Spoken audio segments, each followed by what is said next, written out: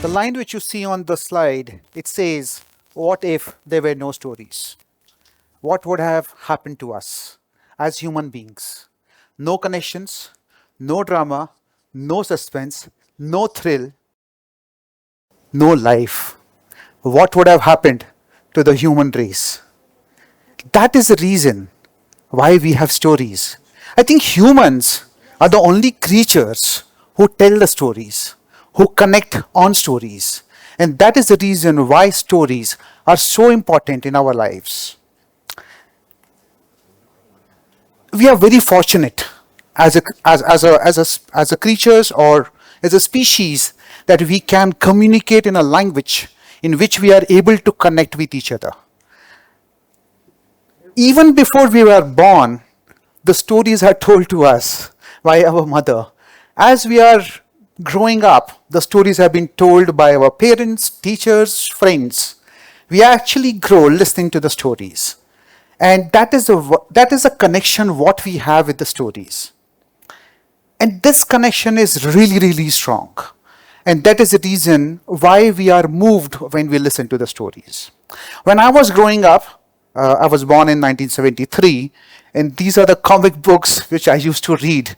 Phantom, Bahadur, Chacha Chaudhary. And one of the novel which was written in 1888 was called Chandrakanta Santati by Devki Nandan Khatri. My connection with the two characters, why I have shown this, is because I have a connection with the two characters. When I talk about Phantom, I loved him. He was staying in jungles. He had a horse. He had a dog. He was living in a cave, having a beautiful life. He was fighting for the rights. Same thing with the Bahadur, a courageous guy.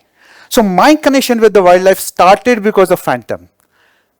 Yes, it happened quite late, as we all have things to do. But when that connection got established with the wildlife, everything changed for me. I'm just showcasing one of the photographs which I have taken some time ago. But that connection was very deep. The second character who I spoke about was Bahadur. It made me courageous. I looked at that guy, he was fearless. He was just doing what he wanted to do. And that's something I remembered that, yes, that is what I wanted to be. And that's the reason I did certain things in my life without even thinking that what is going to happen next. Storytelling is an art. Some are born with that art, or some inculcate and build on that art. For me, I think I had bit of that art of telling the stories.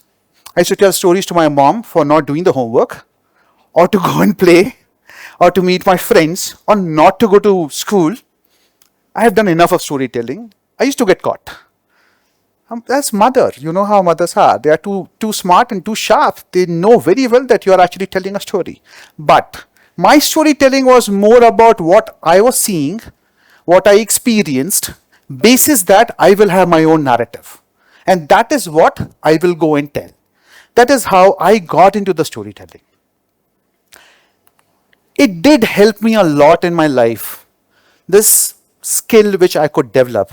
I belong to Balaghat, Madhya Pradesh. That is where I was born. A very small place. Today also the population of that place is not beyond 1 lakh. And then in 97, I moved to Bangalore. No knowledge of the language, of the land, which is Kannada. Never spoken English. Had no idea about the difference between sales and marketing. I landed up there. I did odd jobs. I was very fortunate that one of my clients gave me a job of marketing. Now, what is marketing? It is all about storytelling. I am marketing a product or services by telling a story and hoping that you will believe in my story and end up using my services or product. So I was pretty good in doing a marketing. I worked for multiple years in different organizations. Then I felt limited. I said, no, there's something which is missing. I'm in the box. Most of the time I have been told this is the story to be told. You create the narrative, take it out and tell the story to the world, make them believe. One day, I called up my dad. I called Papa. I said, Papa, I'm done. He said, done means what? I said, I'm done with this corporate life, traveling. I'm not enjoying. He said, what do you want to do? I said, I want to quit. The next question was, what will you do? I said, I have no idea. There was a pause, and my dad said, it's your life. You live as you want to live. It's completely your decision. You are taking a risk. You are aware what is going to happen, how it is going to happen. You have zero idea about it, but you are ready to walk on a path and take a risk. I said, yes. So I quit. I became an entrepreneur. Very clearly, I'm saying entrepreneur because I didn't have any funding. I had no support from the family. I just had enough money to survive for 12 months. I was married. I had a kid. I had to look after. And I started this journey. At that point of time, it was a survival moment. So when you get into a survival mode, you will do anything and everything which comes your way. The idea of R Square Consulting Services was to become an integrated marketing and communication firm. But by the way, I had no experience of running an agency because I was always on a corporate side. I set it up, did all the possible odd jobs, even including printing visiting cards, because we were making a couple of paisas on that visiting card. That was worth. You still getting the money in. For 10 years, I ran this organization. From social media, digital media, events, activation, we did every possible damn thing. Then the time came, and that was COVID. I needed to go back to my core, which is storytelling. And that's when I rebranded my organization, which is now called Narrative. And it talks about stories build brands. And that's a reality. You're buying a brand because of the story which has been told by that brand. This organization, transformation happened in 2020. The theme of this whole event was to talk about the reframe. I reframed. I wanted to go back to the basics, go back to my expertise, my comfort zone. Because I knew that in this line, if I work, I'll be able to succeed or I will be able to perform much better. We worked, we have done the branding, we have rebranded the organizations, large multinationals. We did amazing work. Last 5 years, this is what we have been doing it. But by the way, when I quit in 2010, at that point of time, there is something I started, which was just an hobby. Everybody has got some hobby. And this hobby, I didn't know will take a very, very serious route. And that hobby was wildlife photography.